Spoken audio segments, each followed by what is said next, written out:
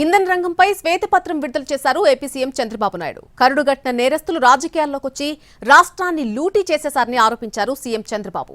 లూటీ చేసిన డబ్బుతో వ్యవస్థల్ని మేనేజ్ చేసేందుకు ప్రయత్నిస్తున్నారని అన్నారు. అందుకే 200, 500 రూపాయల నోట్లు రద్దు చేసి డిజిటల్ లావాదేవీలను ప్రోత్సహించాలని బ్యాంకర్ల సమావేశంలో చెప్పానని అన్నారు.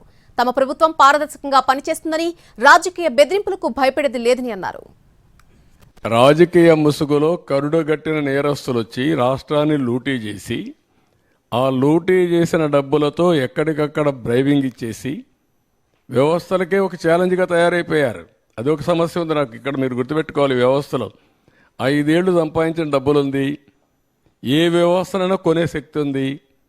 ఆ వ్యవస్థను కొనే పరిస్థితికి వస్తారు. అందుకే మార్నింగ్ కూడా బ్యాంకర్స్ అని చెప్పాను, 200, 500 రూపాయలు రద్దు చేయండి, క్యాష్లెస్ విలేజెస్ ఉండేట్టుగా ఎక్కడ చూసినా డిజిటల్ కరెన్సీ ప్రమోట్ చేయండి మీరు అని చెప్పాం.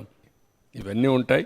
ఎవరు ఎన్ని అరిచినా, ఎన్ని బెదిరింపులు చేసినా ఐఎమ్ వెరీ క్లియర్, ఎవ్వరు కూడా నేరస్తులు తప్పించుకోలేరు, అవినీతి పరులు తప్పించుకోలేరు.